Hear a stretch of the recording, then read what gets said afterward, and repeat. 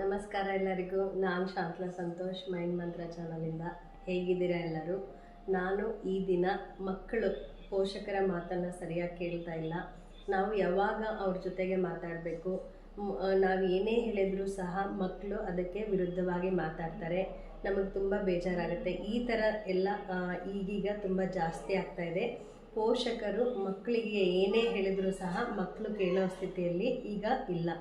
ಇದರಿಂದ ಹೇಗೆ ಹೊರಗೆ ಬರೋದು, ಕೆಲವು ಸಲಹೆಗಳನ್ನು ಇದ್ರ ಮೇಲೆ ನಾನು ನಿಮ್ಮ ಜೊತೆಗೆ ಹಂಚ್ಕೋಬೇಕು ಅಂದ್ಕೊಂಡಿದ್ದೀನಿ. ನಾವು ಮಕ್ಕಳಿಗೆ ಯಾವಾಗ ಮಾತಾಡಿದ್ರೆ ಅವರು ನಮ್ಮ ಮಾತುಗಳನ್ನು ಕೇಳ್ತಾರೆ, ಇದ್ರ ಬಗ್ಗೆ ಸ್ವಲ್ಪ ವಿವರಣೆ ನಾನು ಕೊಡಬೇಕು ಅಂದ್ಕೊಂಡಿದ್ದೀನಿ. ನಾವು ನಮ್ಮ ದಿನಚರಿಯಲ್ಲಿ ಸ್ವಲ್ಪ ಸಮಯ ಮಕ್ಕಳ ಜೊತೆಗೆ ಮಾತಾಡೋದನ್ನು ಮೊದಲು ರೂಢಿ ಮಾಡಿಕೊಳ್ಬೇಕಾಗತ್ತೆ. ನಾವು ಶಾಲೆಗೆ ಹೋಗೋಕ್ಕಿಂತ ಮುಂಚೆ, ಅಂದರೆ ಎಲ್ಲ ತಿಂಡಿ ತಿಂದ ಮೇಲೆ, ಬ್ರೇಕ್ಫಾಸ್ಟ್ ಎಲ್ಲ ಆದಮೇಲೆ ಒಂದು 5-10 ನಿಮಿಷ ಅವ್ರ ಹತ್ರ ಮಾತಾಡೋದು, ಅಥವಾ ಸಾಯಂಕಾಲ ಮನೆಗೆ ಬಂದ ಮೇಲೆ ಅವರ ವಿದ್ಯಾಭ್ಯಾಸ ಎಲ್ಲ ಆದಮೇಲೆ ಒಂದು 5-10 ನಿಮಿಷ ಅವ್ರ ಜೊತೆ ಕೂತ್ಕೊಂಡು ಮಾತಾಡುವ ಈ ರೂಢಿಯನ್ನು ನಾವು ರೂಢಿಸ್ಕೊಂಡ್ರೆ ತುಂಬ ಅನುಕೂಲ ಆಗುತ್ತೆ. ಆಗ ನಮ್ಮ ವಿಷಯಗಳು, ನಮ್ಮ ಒಂದು ನಿರ್ಧಾರಗಳು, ಇಲ್ಲ ಅನಿಸಿಕೆಗಳು, ಮಾತುಗಳನ್ನು ನಾವು ಮಕ್ಕಳ ಜೊತೆಗೆ ಹಂಚ್ಕೋಬಹುದು. ಆದರೆ ಕೆಲವು ಸರಿ ನಮ್ಮ ಮಕ್ಕಳು ಏನೋ ಕೆಲಸ ಮಾಡಬೇಕಾದ್ರೆ ನಾವು ಬಿಟ್ವೀನ್ ಅವ್ರಿಗೆ ಏನಾದರೂ ಹೇಳೋದು, ನಕಾರಾತ್ಮಕವಾಗಿ ಬರೆಯೋದು, ಅಥವಾ ನಮ್ಮ ಅನಿಸಿಕೆಗಳನ್ನು ಹೇಳಿದಾಗ ಅವರು ಅದನ್ನು ಸ್ವೀಕಾರ ಮಾಡೋದಿಲ್ಲ.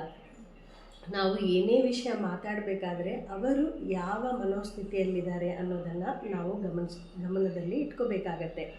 ಕೆಲವು ಸಂದರ್ಭಗಳಲ್ಲಿ ಮಕ್ಕಳ ಜೊತೆ ಮಾತಾಡೋದನ್ನು ನಾವು ನಿಲ್ಲಿಸಬೇಕಾಗತ್ತೆ. ಯಾವಾಗ ಅಂದರೆ ಮಕ್ಕಳು ಅತಿಯಾಗಿ ದುಃಖದಲ್ಲಿದ್ದಾಗ, ಇಲ್ಲ ಬೇಸರದಲ್ಲಿದ್ದಾಗ, ಆಮೇಲೆ ತುಂಬ ಸಿಟ್ಟಾದಾಗ, ಆಮೇಲೆ ಅವರು ಯಾವುದಾದ್ರೂ ಒಂದು ವಿದ್ಯಾಭ್ಯಾಸದಲ್ಲಿ ತೊಡಗಿರುವಾಗ, ಅಂದರೆ ಬರೆಯೋದು, ಓದೋದು ಮಾಡ್ತಾ ಇರಬೇಕಾದ್ರೆ ನಾವು ಯಾವುದೇ ಒಂದು ಮಾತುಗಳನ್ನು ಅವ್ರಿಗೆ ಹೇಳಬಾರ್ದು. ಅಂದರೆ ಅವರ ವಿಷಯಗಳ ಬಗ್ಗೆ, ಅಂದರೆ ಅವರ ಬಿಹೇವಿಯರ್ಸ್ ಬಗ್ಗೆ, ಫ್ರೆಂಡ್ಸ್ ಬಗ್ಗೆ, ಆಮೇಲೆ ಉಡುಗೆ ತೊಡುಗೆಗಳ ಬಗ್ಗೆ, ಊಟದ ಬಗ್ಗೆ, ಅವರ ಹವ್ಯಾಸಗಳ ಬಗ್ಗೆ, ಈ ಥರ ವಿಷಯಗಳನ್ನು ಅವ್ರ ಹತ್ರ ಮಾತಾಡಬಾರ್ದು. ಅವರ ವಿದ್ಯಾಭ್ಯಾಸದ ಟೈಮಲ್ಲಿ ಅವ್ರು ಏನೇನು ಬೇಕೋ ಅದೆಲ್ಲ ಮಾಡ್ಕೊಳ್ಳೋಕ್ಕೆ ನಾವು ಅನುವನ್ನು ಮಾಡಿಕೊಡ್ಬೇಕು. ಆಮೇಲೆ ಅವರು ಬೇರೆಯವ್ರ ಜೊತೆ ಮಾತನಾಡುತ್ತಿರಬೇಕಾದ್ರೆ ನಾವು ಇನ್ ಬಿಟ್ವೀನ್ ಮಾತಾಡಬಾರ್ದು. ಮಕ್ಕಳು ಏನಾದರೂ ಹೇಳಬೇಕಾದ್ರೆ ಬೇರೆಯವ್ರಿಗೆ, ಅವರದೇ ಆದ ಯಾವುದೇ ಒಂದು ಚಟುವಟಿಕೆಗಳಲ್ಲಿ ಮಕ್ಕಳು ತಲ್ಲೀನರಾದಾಗ ನಾವು ನಮ್ಮ ವಿಷಯಗಳನ್ನು, ಅಂದರೆ ಮಾತುಗಳನ್ನು ಅವರಿಗೆ ಹೇಳೋಕ್ಕೆ ಹೋಗಬಾರ್ದು. ಆಗ ಮಕ್ಕಳು ನಾವು ಏನೇ ಹೇಳಿದ್ರೂ ಸಹ ಸ್ವೀಕಾರ ಮಾಡುವ ಮನೋಭಾವದಲ್ಲಿ ಇರಲ್ಲ. ಒಂದು, ಅವರಿಗೆ ಅದರಲ್ಲಿ ಆಸಕ್ತಿ ಇರಲ್ಲ. ಮೊದಲನೇದು ಅಂದರೆ ಮಾಡುವ ಕೆಲಸದಲ್ಲಿ ಆಸಕ್ತಿ ವಹಿಸ್ಕೊಂಡು ಮಾಡ್ತಾ ಇರ್ತಾರೆ. ನಾವು ಇನ್ ಬಿಟ್ವೀನ್, ಅಂದರೆ ಅದ್ರ ಮಧ್ಯದಲ್ಲಿ ಮಾತಾಡಿದಾಗ ಮಕ್ಕಳು ಯಾವುದೇ ಒಂದು ಆಸಕ್ತಿಯನ್ನು ತೋರಿಸಲ್ಲ. ಇದರಿಂದ ಮನೆಗಳಲ್ಲಿ ಚಿಕ್ಕ ಚಿಕ್ಕ ಸಮಸ್ಯೆಗಳು ಉದ್ಭವ ಆಗುತ್ತೆ.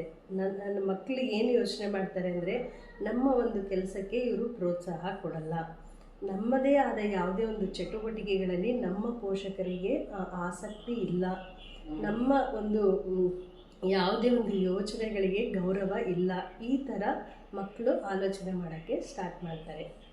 ಇದರಿಂದ ನಾವು ಹೊರಗೆ ಬರಬೇಕು ಅಂದರೆ ಮನೆಯಲ್ಲಿ ಮಕ್ಕಳ ಜೊತೆಗೆ ಸ್ವಲ್ಪ ಸಮಯ ಮಾತಾಡೋದನ್ನು, ಅಂದರೆ ದಿನದಲ್ಲಿ ಸ್ವಲ್ಪ ಸಮಯವನ್ನು ಮಾತಾಡೋದನ್ನು ರೂಢಿ ಮಾಡ್ಕೋಬೇಕಾಗುತ್ತೆ. ಆ ಸಮಯದಲ್ಲಿ ಮಕ್ಕಳಿಗೆ ಏನು ಬೇಕೋ ನಮಗೆ, ಅಂದರೆ ಏನು ಅವರ ಬಿಹೇವಿಯರ್ಸಲ್ಲಿ ಚೇಂಜ್ ಆಗಬೇಕು, ಇಲ್ಲ ನಮ್ಮ ಮಾತುಗಳನ್ನು ಅವ್ರಿಗೆ ಹೇಳಬೇಕು ಅಂದ್ಕೊಂಡಿರ್ತೀವೋ ಅದನ್ನು ಅವ್ರ ಹತ್ರ ಹೇಳ್ಬೋದು. ಪ್ರತಿ ಸರಿ ನಾವು ಹೇಳಿದ ಎಲ್ಲ ವಿಷಯಗಳಿಗೂ ಅವರು ಸಕಾರಾತ್ಮಕವಾಗಿ ಒಪ್ಪಿಗೆ ಕೊಡ್ತಾರೆ ಅನ್ನೋದು ನಿಜವಾಗ್ಲೂ ತಪ್ಪಾಗುತ್ತೆ.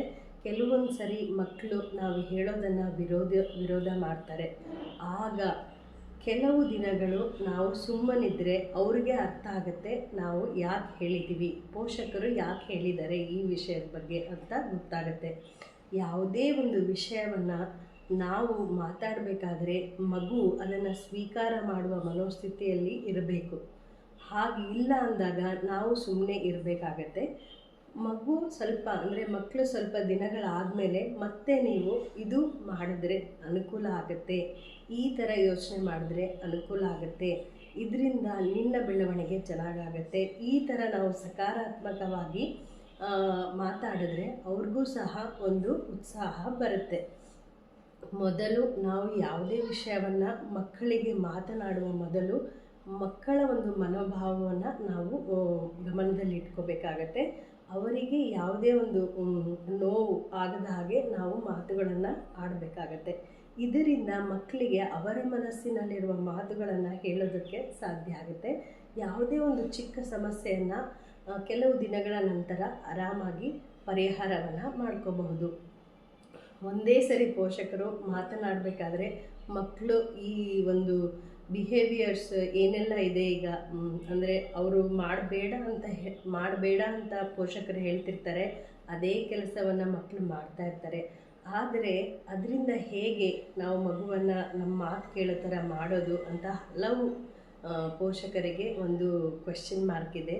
ಅದಕ್ಕೋಸ್ಕರ ಮಕ್ಕಳಿಗೆ ನಾವು ಯಾವಾಗ ಮಾತನಾಡಬೇಕು ಅಂತ ಯೋಚನೆ ಮಾಡಿ ಅದಕ್ಕೆ ಒಂದು ಸಮಯವನ್ನು ನಾವು ಅಂದರೆ ಅವರು ಯಾವಾಗ ಸಮಾಧಾನವಾಗಿರ್ತಾರೋ, ಆಮೇಲೆ ದಿನದಲ್ಲಿ ಕೆಲವು ಸಮಯಗಳು ಅವ್ರಿಗೆ ಮಾತಾಡಿಸ್ತಾ ಇದ್ದರೆ ಆ ಸಮಯದಲ್ಲಿ ಮಕ್ಕಳಿಗೆ ನಮ್ಮ ಒಂದು ಅನಿಸಿಕೆಗಳನ್ನು ಮಾತುಗಳನ್ನು ಹೇಳಿದಾಗ ಅವುಗಳನ್ನು ಅರ್ಥ ಮಾಡಿಕೊಳ್ಳುವ ಸಾಮರ್ಥ್ಯ ಮಕ್ಕಳಲ್ಲಿ ಸಹ ಜಾಸ್ತಿ ಆಗುತ್ತೆ.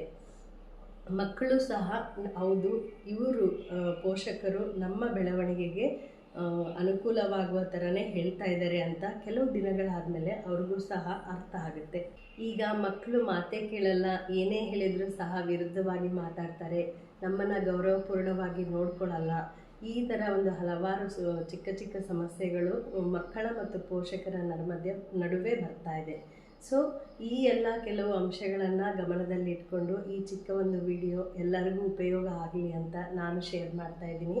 ಎಲ್ಲರೂ ತಪ್ಪದೇ ಈ ವಿಡಿಯೋನ ಶೇರ್ ಮಾಡಿ, ಮತ್ತು ಯಾರೆಲ್ಲ ಸಬ್ಸ್ಕ್ರೈಬ್ ಮಾಡದೆ ನೋಡ್ತಾ ಇದ್ದೀರೋ ಅವರೆಲ್ಲ ಸಬ್ಸ್ಕ್ರೈಬ್ ಮಾಡ್ಕೊಳ್ಳಿ.